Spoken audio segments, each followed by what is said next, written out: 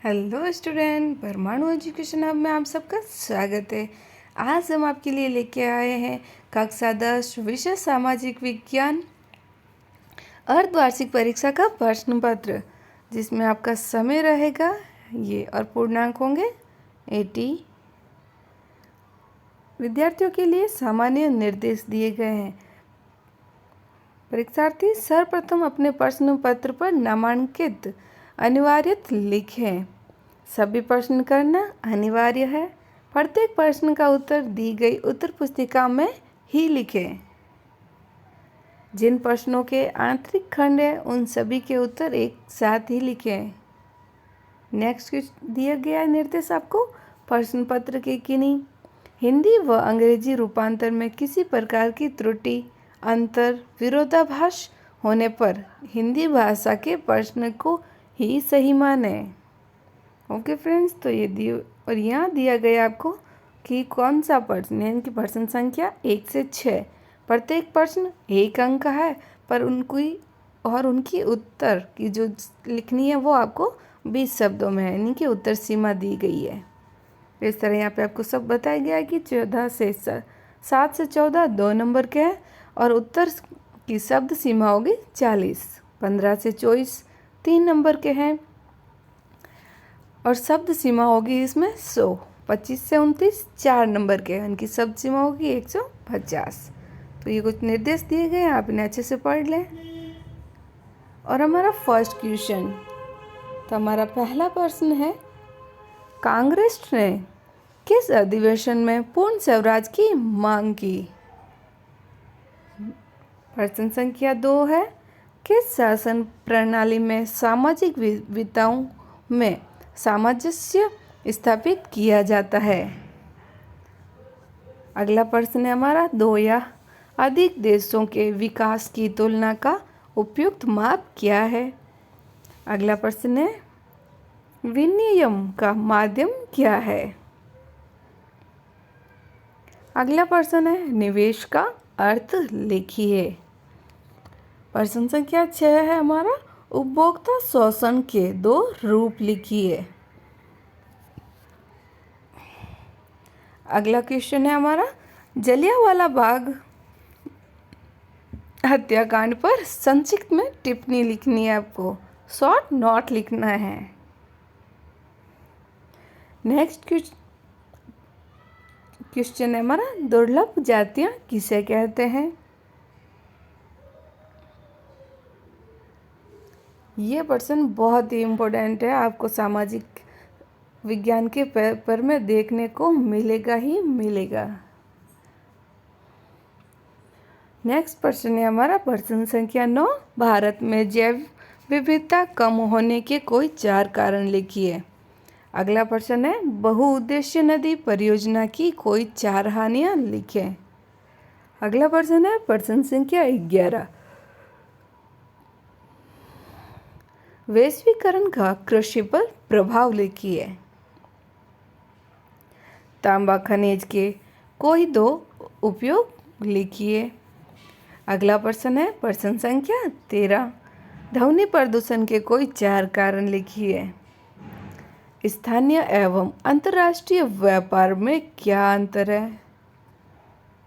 अब ये आ गए हैं आपके 15 से 17, 3 प्रश्न हो जाते हैं, इनमें से आपको क्यों नहीं 2 प्रश्न के आंसर देने हैं। चलिए देखते हैं। 19वीं सदी में विश्व अर्थव्यवस्था में आए तकनीकी परिवर्तनों का वर्णन कीजिए। नेक्स्ट है, वस्तुओं के लिए बाजार में विज्ञापन के महत्व को समझाइए। अगला प्रश्न है हमारा प्रश्न संख्या 17 है, 19वीं सदी के मध्य में मुंबई की आवासीय समस्याओं का वर्णन कीजिए। आपको इन तीनों में से किन्हीं 2 प्रश्नों के उत्तर देने हैं। ओके फ्रेंड्स, नेक्स्ट है हमारा प्रश्न संख्या 18। यहाँ आपको ऑप्शन दिए जा रहे हैं कि आप दोनों में से किसी एक प्रश्न को कर सकते हैं।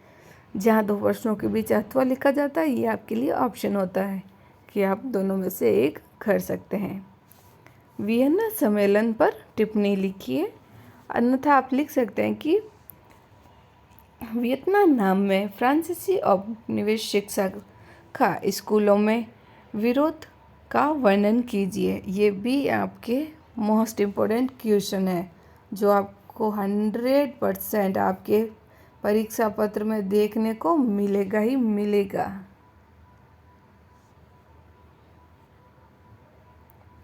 आपके मतानुसार लोकतंत्र उत्तरदायी, जिम्मेदार व वैध शासन है? अपने मत में पक्ष में 3 तर्क दीजिए। नेक्स्ट क्वेश्चन है हमारा, भारत के संदर्भ में भारतीय लोकतंत्र में कौन से वांछित सुधार किए जाते हैं? किन्हीं 3 संभावित सुधारों का वर्णन कीजिए।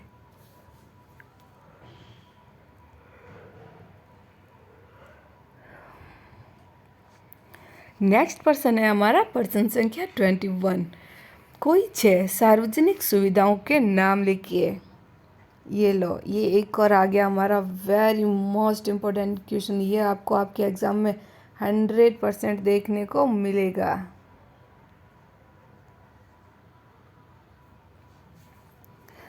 नेक्स्ट क्वेश्चन है प्रश्न संख्या 22। औपचारिक एवं अनौपचारिक क्षेत्रक ऋण में कोई 2 अंतर बताइए। ये सारे ही बहुत ही इम्पोर्टेंट क्वेश्चन है जो कि आपके एग्जाम में आने वाले हैं।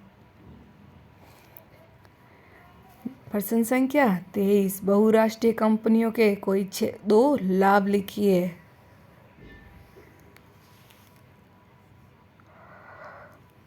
प्रश्न संख्या 24 है उपभोक्ता विवादों के निपटारे के लिए स्थापित न्यायिक तंत्र को समझाइए। मुद्रण क्रांति के धार्मिक प्रभावों की विवेचना कीजिए। उपन्यास साहित्य की एक आधुनिक विधा है, व्याख्या कीजिए। संसाधन से क्या अभिप्राय है? जैव एवं अजैव संसाधनों का वर्णन कीजिए। मृदा अपरदन के कारण व इसके संरक्षण के उपाय लिखिए। अगला प्रश्न है हमारा प्रश्न संख्या 27। सांप्रदायिकता राजनीति के अनेक रूप धारण कर सकती है। किन्हीं 4 रूपों की विवेचना आपको करनी है।